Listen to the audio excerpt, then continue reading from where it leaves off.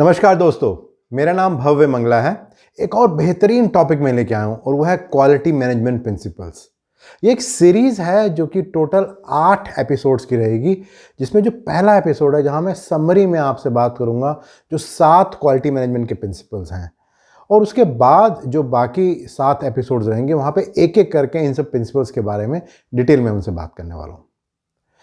आपको पता है कि लाइफ में प्रिंसिपल्स का होना बहुत ज़रूरी है। अगर प्रिंसिपल्स होते हैं तो चीज़ें बहुत आसान हो जाती हैं। अगर हम कुछ लाइफ की प्रिंसिपल्स की बात करें तो सूरज हमेशा ईस्ट से ही निकलता है। अगर हम बात करें ग्रेविटी के बारे में तो अगर हम कुछ ऊपर से गिराते हैं तो वो नीचे ही जाता है। उसी तरह से किसी भी ऑर्गेनाइजेशन को अगर सस्टेन्ड सक्सेस चाहिए तो बहुत ज़रूरी है कि वहाँ पर कुछ प्रिंसिपल्स को फॉलो करना बहुत ज़रूरी है। जो ISO 9000 2015 वर्जन है, वहाँ पर 7 क्वालिटी मैनेजमेंट प्रिंसिपल्स के बारे में बात की गई है, जिसके बारे में आपसे ब्रीफ में बात करने वाला हूँ। जो सबसे पहला प्रिंसिपल है वो है कस्टमर फोकस। तो सबसे इम्पोर्टेंस जो दी गई है कस्टमर को दी गई है, और ये कहा गया है कि ऑर्गेनाइजेशन को इंश्योर करना है कि जो कस्टमर की रिक्वायरमेंट्स हैं उनको हमें अंडरस्टैंड करना है और उसको पूरा करना है। और ये क्यों ज़रूरी है? ये इसलिए ज़रूरी है जिससे कि कस्टमर हमेशा हमारा खुश रहे, और हमें सिर्फ कस्टमर की रिक्वायरमेंट को पूरा ही नहीं करना, कस्टमर की रिक्वायरमेंट को एक्सीड करना है, जिससे कि कस्टमर हमेशा खुश रहे और हमारे साथ हमेशा बना रहे। इसके फ़ायदे क्या क्या हो सकते हैं? सर्टेनली इससे कस्टमर के साथ हमारी लॉयल्टी इंप्रूव होगी, कस्टमर सेटिस्फाइड होगा, ऑर्गेनाइजेशन का बिजनेस इंप्रूव होगा और ओवरऑल ऑर्गेनाइजेशन और कस्टमर की रिलेशनशिप बेटर होगी। जो दूसरा क्वालिटी मैनेजमेंट प्रिंसिपल है वो है लीडरशिप। तो ये बहुत ज़रूरी है कि किसी भी ऑर्गेनाइजेशन की जो टॉप मैनेजमेंट है उसको लीड करना है ऑर्गेनाइजेशन को, जिससे कि जितने भी उसके एम्प्लॉइज़ हैं उनको लगे कि उनके पास एक ऐसा लीडर है जिसको वो फॉलो कर सकते हैं, उसकी बात को मान सकते हैं। और उसका होगा क्या? उसका इंटेंट ये है कि जो लीडर है वो इंश्योर करता है कि वो ट्रांसपेरेंट रहेगा, वो जितने भी लोग उसकी टीम में हैं या जो भी इंटरेस्टेड पार्टी हैं उन सब की नीड्स एंड एक्सपेक्टेशन का ध्यान रखेगा और उसको पूरा करेगा। उसके बेनिफिट क्या होते हैं अगर अच्छी लीडरशिप है? तो अगर अच्छी लीडरशिप है तो ऑर्गेनाइजेशन ग्रो करेगी, लोगों का जो ट्रस्ट है टॉप मैनेजमेंट पे बना रहेगा, और कभी भी ऑर्गेनाइजेशन में कोई चैलेंज आएगा तो जो लीडर होगा वो हेल्प करेगा उस पर्टिकुलर चैलेंज से कंपनी को आगे ले जाने के लिए। जो तीसरा प्रिंसिपल है वो है इंगेजमेंट ऑफ पीपल। ये बहुत ज़रूरी है कि किसी भी ऑर्गेनाइजेशन को अगर अच्छे से काम करना है तो उन सभी लोगों को मिल के काम करना है। जो डिफरेंट स्टेक होल्डर्स हैं उन सबको मिल के काम करना है। उसमें ऑर्गेनाइजेशंस भी आती हैं, कस्टमर भी हैं, सप्लायर भी है, और भी बाकी सारी इंटरेस्टेड पार्टी आती हैं। क्योंकि जब तक सभी लोग इंगेज होकर मिल के काम नहीं करेंगे तब तक जो भी अलग अलग तरह के चैलेंजेस ऑर्गेनाइजेशन को आते हैं उसको अचीव करना मुश्किल होगा। उसके बेनिफिट्स क्या होते हैं? सबसे बड़ा बेनिफिट तो ये होता है कि ऑर्गेनाइजेशन के अंदर एक यूनिटी की भावना रहती है, एक टीम वर्क की भावना रहती है कि किस तरीके से हमें मिल के काम करना है। कोई भी अगर ऑर्गेनाइजेशन में चैलेंज आता है तो सभी लोग मिल के काम करते हैं, उन्हें पता है कि किस तरीके से हमें इस प्रॉब्लम को फेस करना है और आगे निकल के जाना है। जो चौथा प्रिंसिपल है वो है प्रोसेस अप्रोच। किसी भी ऑर्गेनाइजेशन में बहुत सारे प्रोसेसेस होते हैं और वो सारे के सारे प्रोसेसेस इंटर रिलेटेड होते हैं और इंटरेक्टिंग होते हैं एक दूसरे से। तो ये समझना बहुत ज़रूरी है कि वो सारे के सारे प्रोसेसेस किस तरीके से रिलेटेड हैं, इंटरेक्टिंग है, और उसका एक दूसरे का इम्पैक्ट क्या आ रहा है। जितने अच्छे ढंग से ऑर्गेनाइजेशन इन बातों को समझ पाएगी उतनी ही अच्छे ढंग से वो अपने प्रोसेसेस के कंट्रोल लगा सकती है और जो ओवरऑल रिजल्ट ऑर्गेनाइजेशन को चाहिए वो अचीव कर सकती है।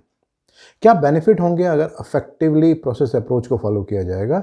तो जो भी रिजल्ट्स हैं वो प्रेडिक्टेबल होंगे, और जो इंटरेक्टिंग और इंटर रिलेटेड प्रोसेसेस हैं उनकी अंडरस्टैंडिंग ऑर्गेनाइजेशन में बेटर होगी, और ओवरऑल जो भी ऑर्गेनाइजेशन अचीव करना चाहती है उसको वो अचीव कर सकती है। जो पांचवा प्रिंसिपल है वो है इम्प्रूवमेंट। जो इम्प्रूवमेंट है वो एक नेवर एंडिंग प्रोसेस है। किसी भी ऑर्गेनाइजेशन में ऐसा नहीं होना चाहिए कि उन्होंने एक सर्टेन लेवल अचीव कर लिया, अब उनको बस उसी को ही कंटिन्यू करना है, बट कॉन्टीन्यूसली उनको इम्प्रूव करना है। उनको देखना है कि किस तरीके से अपने प्रोसेसेस को इम्प्रूव कर सकते हैं। और ये क्यों ज़रूरी है? ये इसलिए ज़रूरी है क्योंकि बहुत ही कॉम्पिटिटिव इन्वायरमेंट है। अगर ऑर्गेनाइजेशन रेगुलरली अपने आप को अपग्रेड नहीं कर रही है तो बहुत जल्दी ऐसा होने वाला है कि जो कस्टमर की एक्सपेक्टेशन है उसको वो पूरा नहीं कर पाएगी। क्या बेनिफिट्स होंगे अगर इस प्रिंसिपल को ऑर्गेनाइजेशन फॉलो करती है? तो एक एटमॉस्फेयर बनेगा इनोवेशंस का, एक एटमॉस्फेयर क्रिएट होगा कुछ नई डेवलपमेंट करने का, और ओवरऑल ऑर्गेनाइजेशन एक इम्प्रूवमेंट के पाथ पे, ग्रोथ के पाथ पे हमेशा रहेगी। जो छठा प्रिंसिपल है वो प्रिंसिपल है एविडेंस बेस्ड डिसीजन मेकिंग। हम सब जानते हैं कि हम बहुत ही कॉम्प्लेक्स वर्ल्ड में जी रहे हैं जहाँ पे हमें बहुत पता नहीं है कि रिजल्ट्स किस तरह के होंगे। तो ऐसे में बहुत ज़रूरी है कि जब तक हमारे पास कोई डॉक्यूमेंट नहीं है, कोई एविडेंस नहीं है, कोई डाटा नहीं है, उसके बिना अगर हम कोई भी डिसीजन लेंगे तो we are not very sure कि वो डिसीजन सही है कि नहीं है। तो यहाँ पर ये प्रिंसिपल कहना चाह रहा है कि हमें कोई भी डिसीजन लेना है किसी भी इंटरेस्टेड पार्टी के बारे में, कस्टमर के बारे में या ऑर्गेनाइजेशन के बारे में, तो टॉप मैनेजमेंट के पास डाटा होना चाहिए। उस डाटा के बेस पे वो एनालाइज करेंगे, जो क्रॉस फंक्शनल टीम होगी, और मिल के वो डिसाइड करेंगे कि हमें क्या डिसीजन लेना है। इसके क्या बेनिफिट होंगे? सबसे पहला बेनिफिट तो है कि जो रिजल्ट्स हैं वो प्रेडिक्टेबल होंगे। सेकेंडली, अगर हम सक्सेस पा रहे हैं या फेलियर हो रहा है, दोनों ही केसेस में हमें पता होगा उसका क्या रीज़न है और क्यों ऐसा हुआ। एंड थर्डली, ओवरऑल ऑर्गेनाइजेशन के अंदर एक एनालिटिकल स्किल का एक माहौल बनेगा, एक एटमॉस्फेयर क्रिएट होगा। जो सातवां और आखिरी प्रिंसिपल है वो है रिलेशनशिप मैनेजमेंट। ये बहुत ज़रूरी है किसी भी ऑर्गेनाइजेशन के लिए कि जितने भी उसके स्टेक होल्डर्स हैं जो रेलेवेंट है उस ऑर्गेनाइजेशन के लिए, उन सब के अंदर वो रिलेशनशिप, एक बहुत अच्छा रिलेशनशिप, बहुत अच्छी अंडरस्टैंडिंग होनी बहुत ज़रूरी है। और वो क्यों होनी चाहिए? जिससे कि कोई भी सिचुएशन हो, चाहे वो अच्छी सिचुएशन है या कोई चैलेंजिंग सिचुएशन है, उस समय किस तरीके से, अगर कोई अपॉर्चुनिटी है ऑर्गेनाइजेशन के पास या कोई रिस्क है, तो सभी लोग मिल के उस पर काम कर सकें। उसका बेनिफिट क्या होने वाला ऑर्गेनाइजेशन को? सबसे पहला बेनिफिट तो ये होने वाला है कि जितने भी रिस्क या अपॉर्चुनिटीज़ आने वाली हैं उन सबको हम इफेक्टिवली फेस कर सकते हैं। सेकेंडली, एक ओवरऑल एक कोहेसिव एनवायरनमेंट बनने वाला है कि किस तरीके से ऑर्गेनाइजेशन में लोग मिलके काम कर सकते हैं। सो देखा जाए तो मैंने आपसे टोटल 7 क्वालिटी मैनेजमेंट प्रिंसिपल्स के बारे में बात की थी। पहला था कस्टमर फोकस, दूसरा था लीडरशिप, तीसरा था एंगेजमेंट ऑफ पीपल, चौथा था प्रोसेस अप्रोच, पांचवा था इम्प्रूवमेंट, छठा था एविडेंस बेस्ड डिसीजन मेकिंग, और जो सातवां था वो था रिलेशनशिप मैनेजमेंट।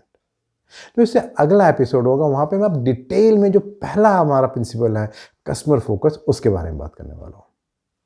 अगर इस वीडियो को आप और डिटेल में समझना चाहते हैं तो नीचे जो लिंक है उसको आप क्लिक करेंगे तो मेरा एक ब्लॉग आपको मिलेगा, वहाँ पे आपको और डिटेल में इसकी जानकारी मिलेगी।